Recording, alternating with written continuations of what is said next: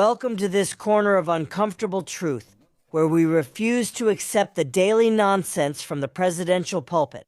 Settle in. Today's menu includes totalitarian reforms, fake sovereignty, golden exiles, and an orange shadow that has many in Morena concerned. Looking for the nearest bathroom, they're starting to lose their grip because their house of cards is collapsing.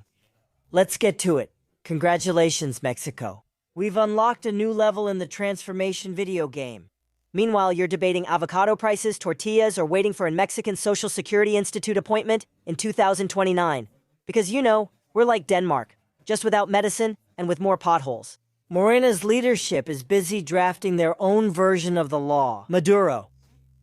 Yes, that electoral reform isn't about democracy. It's about controlling the polls. And why the hurry? Because their support is collapsing faster than a fourth transformation project in a rainstorm. They know good, wise people are tired of being used, so before they're pushed out, they want to protect themselves. Do they want voting to be as pointless as asking about the transparency of the welfare blocks? I mean the sons of their damn father, the jackass from Macaspana. And let's look at a few reasons, just a few, why that same good and wise people they had in their pocket are now fed up. They were even worse than before, which is surprising since expectations were already low. Let's talk first. About the one about exile. Golden. Diplomacy or evacuate? Grandpa Monster, Adán Augusto López, the manipulative Senate power, close confidant and brother of the Tlatoani of Tabasco. He suddenly heads to Europe, but unlike Naranja or Monreal, he's not going to waste money or vacation. He goes to see the Eiffel Tower in what is clearly an emergency evacuation. Adán knows too much about the territorial agreements and Sinaloan campaign funding. Do you know who called for calm when the violence started? Above all, he knows everything about the Barradora in Tabasco, since he was the main boss of that cartel. That's all. And the thing is, they can't hide what a son of a bitch this guy is anymore. Why send him to Portugal or France? In politics, people who know too much aren't judged, just managed. Getting him out of the country is Claudia Sheinbaum's way of sweeping the trashy violence under the European rug, before anyone else starts asking uncomfortable questions. Is this plan C for corruption and camouflage? But Morena members shouldn't celebrate yet. The orange shadow still looms. Trump isn't playing around and he's making it clearer every time. Watch out, because here comes the boogeyman, dressed in blue with a blonde quiff. Meanwhile, Claudia keeps playing the game of protecting her mobsters, including, of course, the Lopez clan, Jose Raton, Andy Bobby, and company. In Washington, patience is running out. Trump only differentiates between people who are useful to him and those who aren't. Rumors in the White House corridors say that Trump already has orders ready for the Pentagon to use all its power, sea, land, and air, to dismantle the cartels, which he considers terrorists. And guess what? That includes the narco-politicians, which Morena swears don't exist. The pressure is so intense that the government trembles. They bring Adán back from exile before Trump demands his head as a trophy. It's ironic to see the welfare maid talk about sovereignty while the country is submerged in a narco state. They tell us we're happy by quoting surveys they pull out of thin air, while the sons of the Macaspano donkey flaunt their happiness. Of course, with their pockets full of welfare chocolates and trafficking.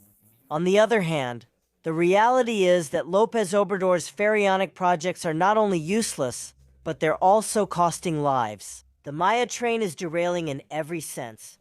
The healthcare system is in a coma, and the only security strategy is to pray that it doesn't happen to us. Sheinbaum's government is at a crossroads. Will it continue in Andrés Manuel López Obrador we trust mode, protecting the impunity of the royal family and their narco-politicians? Or will it finally accept that with Trump, red phone calls aren't for chatting, but for ultimatums? Real sovereignty isn't a morning speech. It's having the courage to clean your own house, starting with those who sit at your table. That's why they're in a hurry to pass the Maduro law, so that even if all the crap keeps coming to the surface, these bastards can stay in power. In other words, they've got us hostage. Remember when they used to say Mexico could never be like Venezuela? Ah, those were the days, so full of naivety and lack of vision. Our transformation strategist just gave us the gift we didn't know we needed, the Maduro law, Because let's face it, an independent electoral referee is outdated, almost like the separation of powers. After the box office hit, that was the 2025 judicial branch reform, the script was already written. The next logical step wasn't to fix the economy or security. No way. The urgent thing was to reconfigure the political system. Why battle the INE when you could own it? Goodbye to autonomy?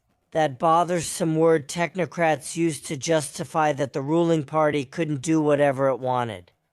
It's about changing the rules so that even if you lose, you win. It's advanced math. Don't try to understand without a welfare doctor of philosophy. This reform turns our system into an authoritarian amusement park, where democratic institutions don't die. They simply adapt until they're only good for applauding. We don't want to stay in power forever. It's just that the people love us so much it would be wrong to leave them. You hear in the palace halls and morning press conferences. Did you think 2025 was the year of change? Wait until you see how the Maduro law works, because deep down, who needs transparency when you have blind faith? Well, there you have it. The house of cards is collapsing, the ship is sinking, and the first rats to jump already have first-class tickets to Europe. Meanwhile, they leave us with Maduro and the hope that the next attack from Trump will clean up the house a bit. If you don't question things here, the Morenistas have already taken over. Remember that you can make your donations via PayPal. You can find the information in the comments section. Thanks to you, this channel remains active.